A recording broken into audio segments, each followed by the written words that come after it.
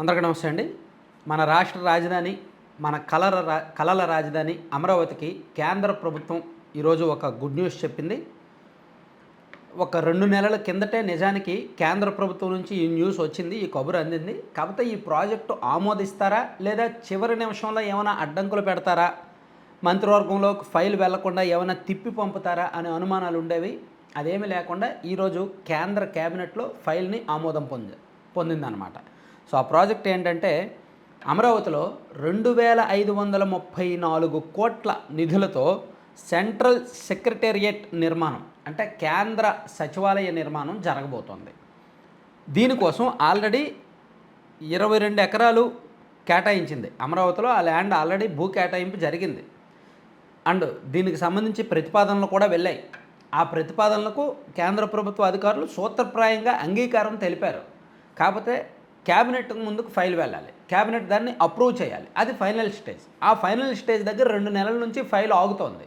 So ఎందుకు ఆగుతోందా అని అనుకుంటే ఈరోజు మన సీఎం గారు, డిప్యూటీ సీఎం గారు ఢిల్లీ వెళ్ళారు కదా ఎన్డీఏ పక్ష భేటీకి. సో ఎన్డీఏ పక్ష భేటీకి ముందే కేంద్ర క్యాబినెట్ భేటీ జరిగింది. ఈ క్యాబినెట్ భేటీలో ఈ ఫైల్ను ఆమోదించారనమాట. దీనిలో భాగంగా కామన్ సెంట్రల్ సెక్రటేరియట్ ఒక భవనాన్ని నిర్మించబోతున్నారు. దీని నిమిత్తం 17 ఎకరాల్లో 5.53 ఎకరాల్లో ఈ సెక్రటేరియట్ నిర్మాణం జరుగుద్ది. దీనికి 1299.08 కోట్లు ఖర్చు పెడతారు. అలాగే మరో 17 ఎకరాల విస్తీర్ణంలో కేంద్ర ప్రభుత్వ ఉద్యోగులకు సంబంధించి కార్యాలయాలు అండ్ నివాస భవనాలు కడతారనమాట. సో దీని నిమిత్తం 1234 కోట్లు ఖర్చు చేయబోతున్నారు. కామన్ సెంట్రల్ సెక్రటేరియట్లో కేంద్ర ప్రభుత్వ కార్యాలయాలు ఉంటాయి. అమరావతి కేంద్రంగా పనిచేసే కేంద్ర ప్రభుత్వ ఉద్యోగులకు సెంట్రల్ సెక్రటేరియట్ నిర్మాణంతో పాటు అక్కడ మల్టీ స్టోరీడ్ నివాసాలే ఏర్పాటు చేస్తారు. సో ఇది చాలా మంచి ప్రాజెక్ట్. కేంద్ర ప్రభుత్వ రంగ ఉద్యోగులందరూ కూడా ఒక చోట ఉంటారు. వాళ్ళకి ఒక ఆఫీస్ ఉంటుంది, ప్రభుత్వ కార్యాలయాలు ఉంటాయి. సో ఇక్కడ మన రాష్ట్రంలో ఎవరికైనా కేంద్ర ప్రభుత్వానికి సంబంధించి ఏమైనా పనులు ఉంటే ఏదో అక్కడ ఒక చోట ఆఫీస్ ఒక చోట కాకుండా అన్నీ ఒకే చోట ఉంటాయి.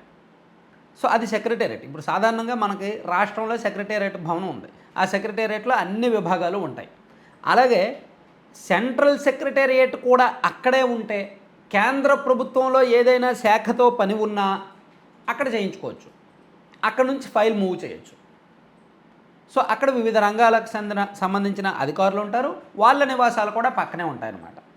సో ఇది ఈ ఫైల్ని ఈరోజు ఫైనల్ చేశారు, అప్రూవల్ చేశారు. దీనికి ఇంకా నిధులు కూడా శాంక్షన్ అయినట్టే కాబట్టి మేబీ నెక్స్ట్ టెండర్ ప్రాసెస్కి వెళ్ళి నిర్మాణం కూడా మొదలు పెడతారు. దీని నిమిత్తం 22.5 ఎకరాలు కూడా ఎప్పుడో కేటాయించేశారు. సో ఇది ఒక రకంగా గుడ్ న్యూసే. మేము మావిగన్ కడతాము, లేదంటే మేము 3 రాజధానులు కడతాము అంటే కేంద్ర ప్రభుత్వం అప్రూవల్ చేసింది.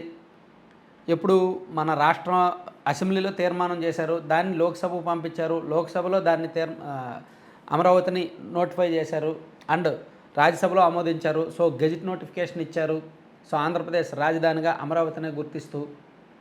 సో ఆ తర్వాత కేంద్రం ఇంకా చకచక ఇక్కడ నిధులు ఇవ్వడం అండ్ ఇక్కడ కార్యాలయ నిర్మాణానికి ముందుకు రావడం జరుగుతుంది. దానిలో భాగంగానే ఈ సెంట్రల్ సెక్రటేరియట్ నిర్మాణానికి డబ్బులు ఇచ్చారు.